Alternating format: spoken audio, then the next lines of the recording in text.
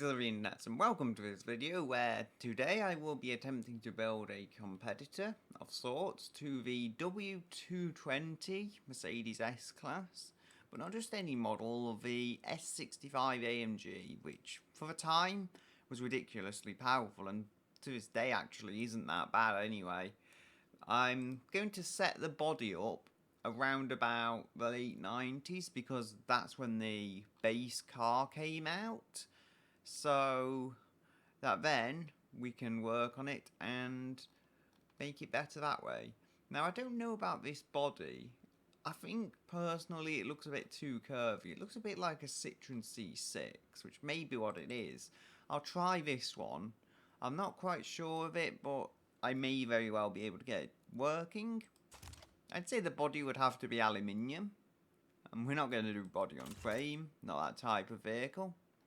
I think this is a front end. We could put a space frame on it. Audi was definitely using this technology at the time, so it is achievable. But I think we want to put more money into the actual engine as opposed to the chassis. Weird as it sounds. We do want a good chassis, but we don't want to spend too much money on it, is just what I'm saying. Because we also have the suspension and stuff to deal with. I think if we go with AHS steel, for the time being at least, or we could go with a... I was going to say we could go with a semi-space frame, but it just isn't here. So it looks like AHS steel is probably about as good as we're going to do. There is carbon fibre, but that is definitely supercar stuff, so I'll try this, maybe change it to corrosion resistant at a later point. We'll go with a front longitudinal engine because putting 600 horsepower through the front wheels wouldn't really work, although we could definitely use transverse all-wheel drive if we so desired, but I think we want it to be rear-wheel drive to be a true competitor. We'll go with decent suspension. We're not going to go with leaf springs or live coil, that's for sure. We definitely need something better on the back.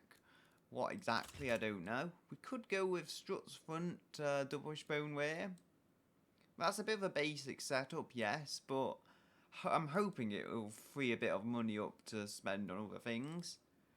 If we have loads of spare money, then I will go and spend the extra money on improving the suspension, but what we've got now, struts front, double wishbone back, isn't that bad. We've got to have air suspension as well, or equivalent. Do we want to bring that back forwards? We can't really bring it back, and could probably mess with this just a bit. Give me plenty more cabin space.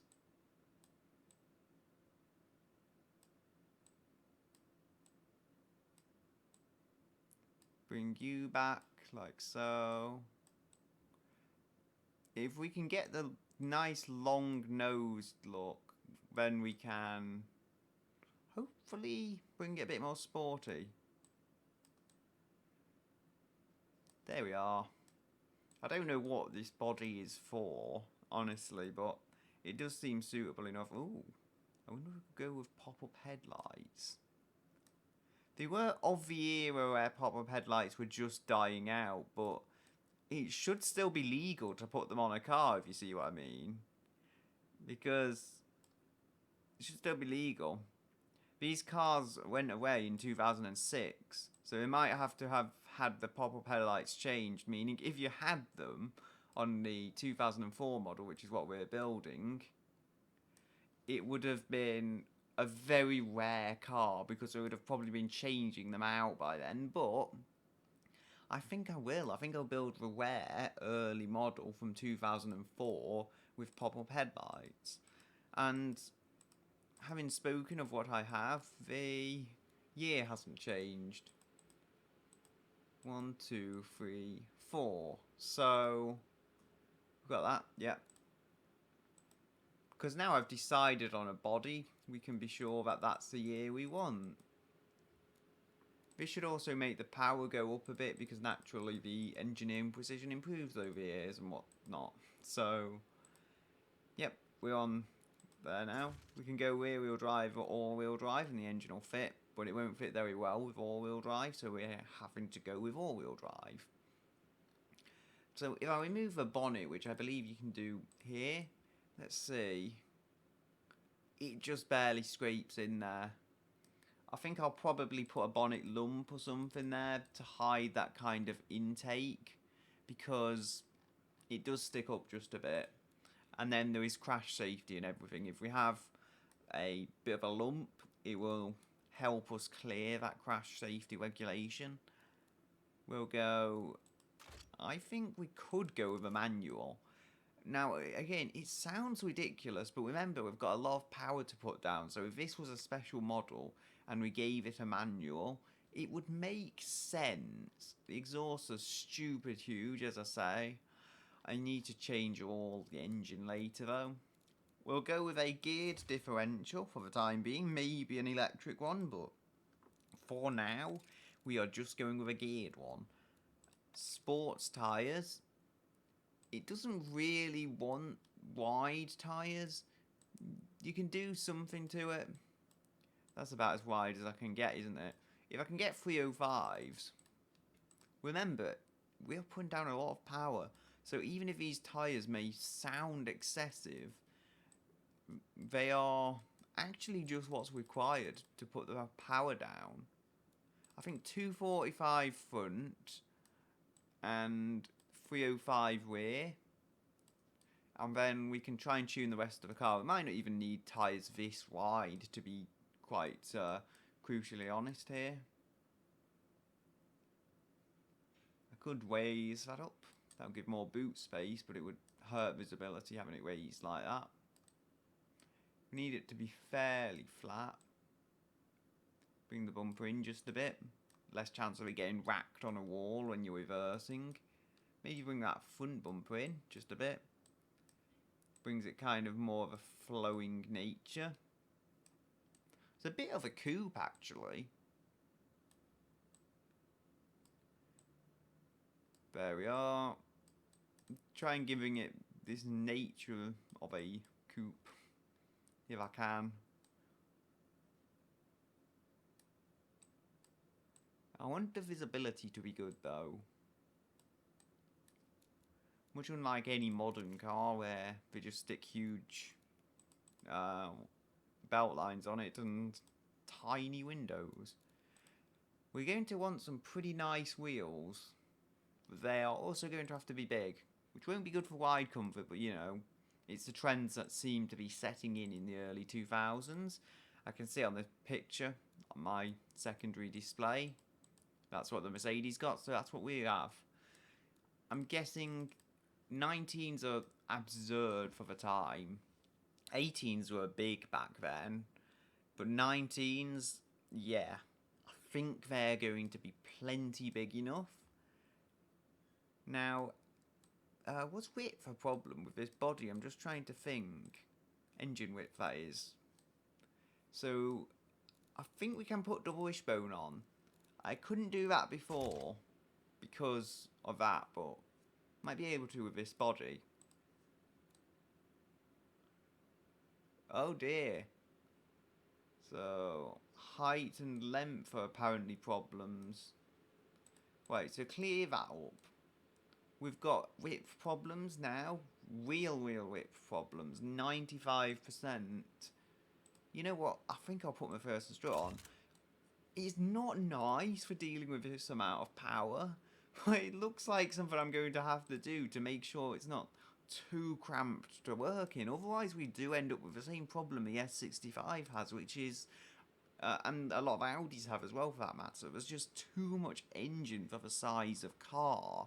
A V8 like this, if I can get it in here and packaged quite well, as it is with rear-wheel drive and McPherson strut suspension, then the maintenance costs should actually go down. Plus, I fully believe this can make the power we need, even if I have to tune it a bit more. I fully believe that. So, we've got it in automation red at the moment. I think we need something that befits a supercar, yes. Core 2 Duo Blue. Oh, that's a bit darker. So, I think, yes, look at that flake beautiful. We don't have to take shortcuts on the paint here because it's such a special vehicle. We can put our best paint work onto it. Something just doesn't sit right with it though. Maybe I do need to rise to the boot. I mean, sitting right in terms of looks, that is. Yeah. It does look better now. I've wizened that up. Not perfect, but it looks better. The way it kind of has some flow. So, what next? The tyres, they got affected in all of that. 325s. But indeed we don't need 325s. Not that I would think, at least. So, there are front and rear tyres done. It has got a lot of tread. If I just look on here, see what the Mercedes has got. It doesn't say. I don't imagine they're actually as wide as what I've put though. I'm probably overcompensating. We won't be going with drum brakes on this though. We'll want, I think drums front, solid discs rear. I'm just going to throw some stuff on here. I know they're probably not the optimal size, but just to represent what I intend to do, I may change a number of pistons and stuff. Again, it's a very powerful car. So what's in store, who knows? I think we'll want actually a downforce under tray. Again, we want this to be controllable. It's got so much power. It'll hurt economy, but really, are you buying the S65 if you care about economy? This is an interesting class of car, because it's a kind of class of car that you could get if you want, say, 4 seats, but 4 really luxurious seats. In this case, I think we're going to go with 5 though, because I believe that's what all the Mercedes had. Luxury and... should we go with satellite navigation? Yeah. The Mercedes had every luxury known to man, so... I think we want that. The...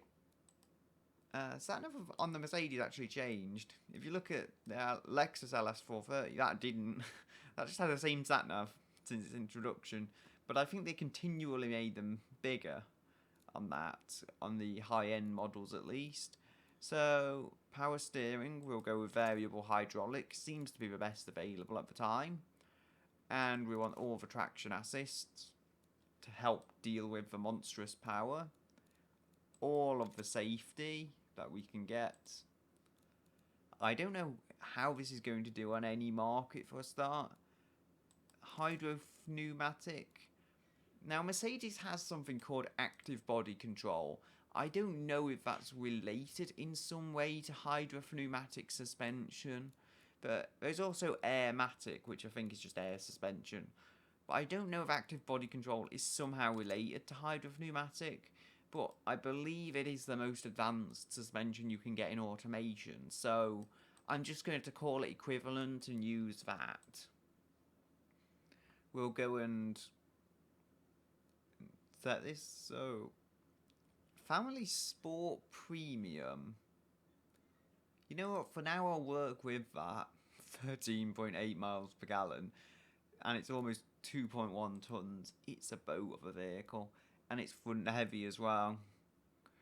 Kind of a muscle car in that way.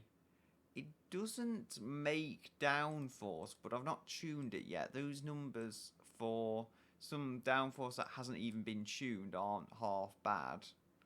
If I ramp up that downforce, which is just the under tray really. Interesting. So I have got positive downforce without having any really showy aero parts on it. Interesting. So I'm thinking I could probably go with a small wing on the back and a small lip on the front, and that would be us done. Although if I don't want them, I don't need them, because it's doing fine. It's making positive downforce front and rear as it is, and I do like that. But you know, if I have my own aero parts, I'll be able to finely tune it to get what I believe is correct, which I'd say maybe a bit less on the back, comparative to the front. It's still not bad though, might I say. 4.4-ish kilograms more on the back, so not the biggest amount. We've got to make sure this heavy beast does get going. Where's our gearing? 5.8. Let's see what the Mercedes can apparently do it in. Apparently the Mercedes can do 0 to 60 in 4.2 seconds, which makes sense because I've got less power. 5.6. Good, good. Now,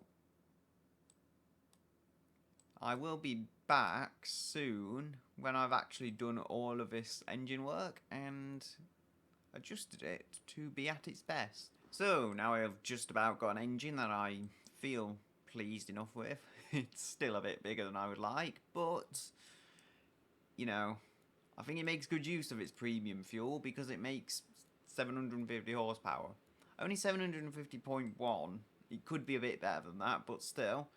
I have put forged internals on because I just don't trust cast iron to last reliably with this amount of power and high RPM. I say that, it only revs to 7,000 to get the red line, which isn't anything unreasonable actually. We've got same stuff for most of it. It has got quite an intense intercooler, for lack of a better term. I can actually make that bigger and it seems to have no effect. I did not realise that before, but maybe I can eke a bit more power out of this then than I thought.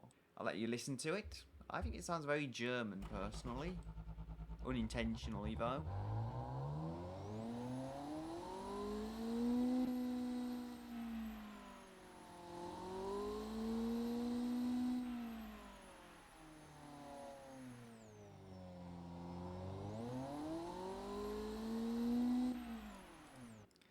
So yeah, not exactly what I was going for. I would have liked it to sound more American, but it's a sound that works fairly well, actually. If you've seen this, they've probably cut out loads of the build because it took ages. But it was a long, complicated journey to get this thing in its current state.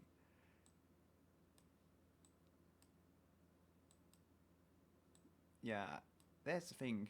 I don't want this ring to get damaged like it does. It just eats away at the fiberglass or whatever it is.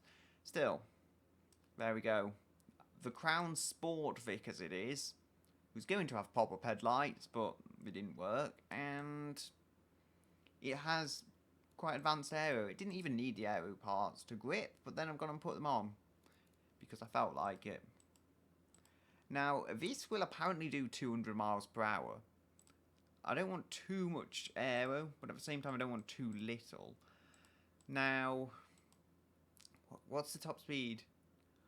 Yeah, it's below 200 now because I've added the aero parts. And this is 2.2 tons of vehicle. It should actually be quite stable though, when you think about it. It's fairly low to the ground, being a body from 1995.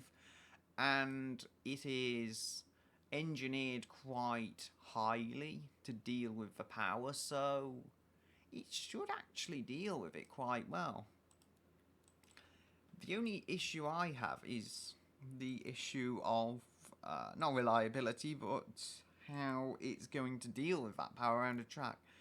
Also, it has a lot more front downforce than it does back downforce, and we can have just very, very little downforce. Like, it's almost not there, but it's not making lift anywhere. That is the important thing. The very fact it's not making lift means this thing will hold its way down to the road. So I'm guessing the luxury market doesn't want reduced safety. Well, surprisingly enough, it doesn't actually reduce the market statistics as much as I would think.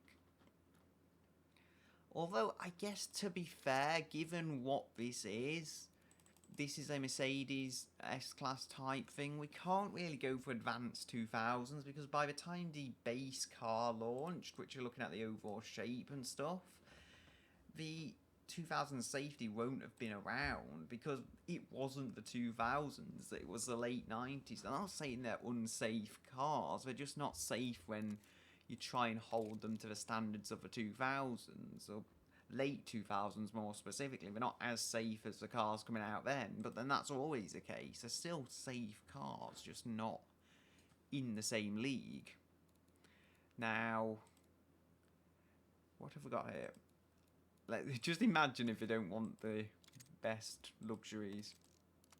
Handmade, sure, it's nicer, but it adds a lot of cost, more than I think is worth it. So, what have we got here? I don't think we can change to McPherson's strut. If I just look at the overall engine dimensions, yeah. It's quite tight in here. So, and I don't think we can change from McPherson's strut, if I didn't say that correctly. Now, I need to check this bonnet. I wonder if I can move that intake back a bit, because it would always look better like that, yeah. So, that's the first thing.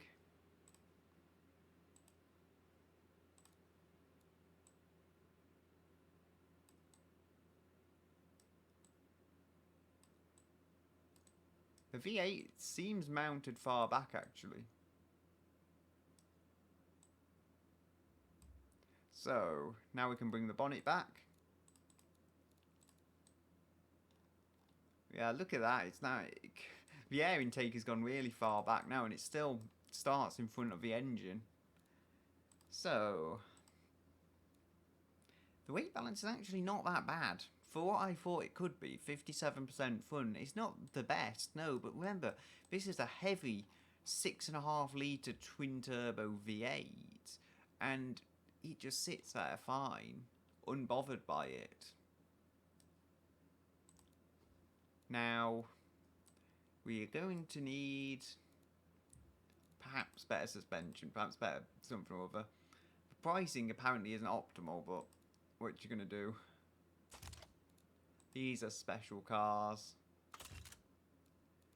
That's interesting. So 84.3. Yeah, struts front and multi-link rear. Honestly, because of the engines this takes, struts make sense on the front. Although I would love to put double wishbone on the front, it's just a size concern. I'm not doing it to cheap out on the car. I'm doing it for size. It's got really good suspension technology. It's got hybrid pneumatic, so it should still be comfortable, and it should still be quite good round corners as well because of the way active hybrid pneumatics can be. But it's maybe not optimal. Oh, we've got more materials available to us. Now, without retooling, what could I do? The only thing I could imagine doing without completely retooling the factories would be light AHS steel. And I don't think it makes a positive enough difference. Like, you look at the markets, they are staying the same. And again, there's semi-space frames and stuff now, but back when this car initially went into production, there weren't. There was multi-link suspension available though, so, you know, I'm not bending the rules at all by using that. Same with if I decided to put double wishbone on, but as I say, there's reasons I don't want to do that. There was also partial aluminium, was there? I don't know. We used aluminium anyway, because it's a very high-end car, and I think by the late 90s it's a viable material to use. For the body, that is. It's not full aluminium. The Jaguar, I believe, was full aluminium. That came out in 2003. So about 5 years after this body style, but then this hasn't got an aluminium chassis, remember. The Jaguar would have probably been a chassis made out of glued aluminium. So that's probably what they mean by full aluminium. I mean, this is a heavy boat of a car. you wouldn't believe it looking at that weight that it's made of aluminium. It's heavier than old American land yachts, but it's going to be capable of getting moving. Here's the thing. And what have we got for acceleration? Still going. Even if this is a bit slower though, I am not bothered by that in the slightest, because being slightly slower at the end of it all, it's still a luxury vehicle, and it's still just as capable, I reckon, as that Mercedes at being a luxury vehicle. But we have our own advantages. We have more power than the Mercedes, quite a bit as well, over 100 horsepower more if I just go back to the engine. Yeah, you see? 750. We have lag, yes, but we have over 100 horsepower more than the Mercedes. We also have a V8 to make that power, so it's taking up less space in the engine bay as well, thanks to the struts on the front.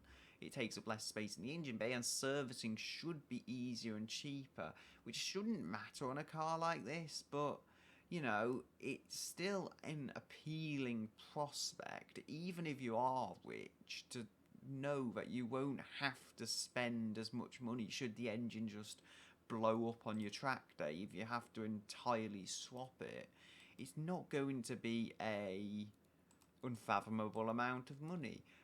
I'm just thinking here as well, we actually have different shapes, but I never really tried them. So what have we got? I think these are more like muscle car doodads, aren't they? Actually, if I get that one, because of the nature of it, I could probably move it back. It's supposed to add height for crash safety, so yeah, we move the bonnet.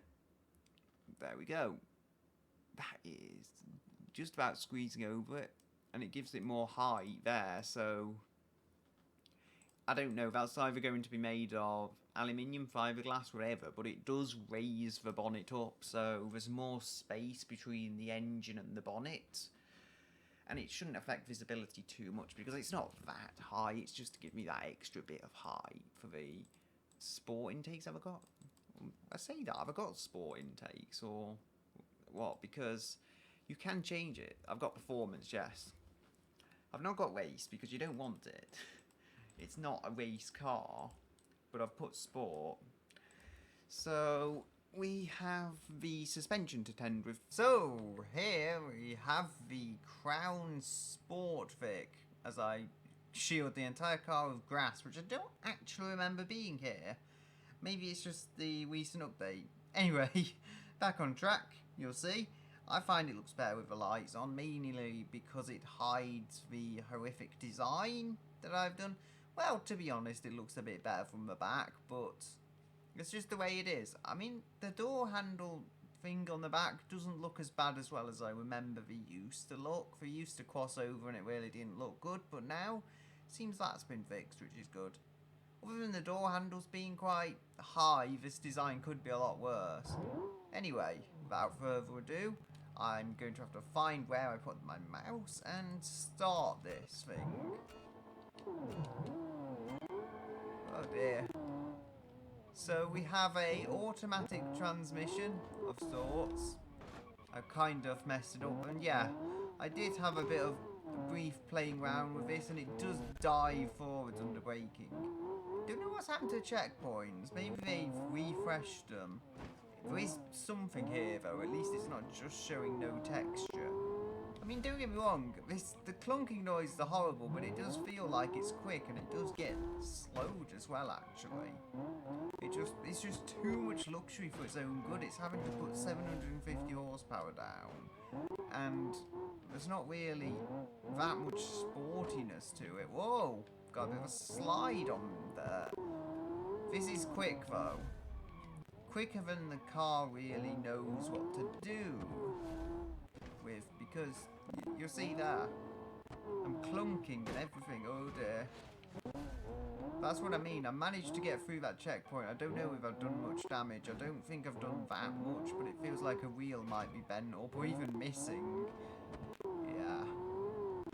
I can imagine crossing the line and finding our wheel was missing. I don't know what part that was, but something just flew off. I feel like a sub 24-second time is quite decent, but I can't really know until I see the other times. I just saw my own rear wing, which is always reassuring. Will this keep driving? Well, it'll keep driving, but it doesn't seem to want to go into reverse. There it is. I think I'm finding the hang of it eventually. Okay, I do know I've just had the front into a wall, but I'm still able to drive it. My front left tyre is still on because it's deflated, so I'm not sure what's going on. I feel like this will make it to the end though, which is more than can be said for certain vehicles. Oh dear. Yeah, it's just, as I say, the suspension's a bit softer than it really should be. At least on the front. And then that's left me all kinds of wonky going around here. It's not too much power though. I thought I'd say that, but I'm not. It can handle the power, contrary to what you might believe. So, if I can find the right camera angle, I am pleased to say this is the second quickest vehicle on the leaderboard. It is below the gerbil by about a second, and that is our leader. So, it has done well. I'd be lying if I said otherwise. That wheel bent, I think that wheel is bent up, because it's just so much abuse over this 750 horsepower, and the car can't handle quite this much power under brakes, really. It's actually surprisingly good with it round corners, but it's just you brake and it doesn't know what to do with the power. However, the suspension doesn't know what to do with the power. But I think, all things considered, that this is not a small car. This is not a lightweight, it's a luxury car. I think it did this small winding circuit quite well. The gerbil, well, that is a light, agile vehicle, and it kind of would do better because it's an agile rear-wheel drive. The fact that this still drives, though, you know, the fact that, look at that front end and it still drives, it certainly is resilient, I'll give it that much. Anyway, I don't really see much more to say. I mean, you can see the suspension here, it's just too soft.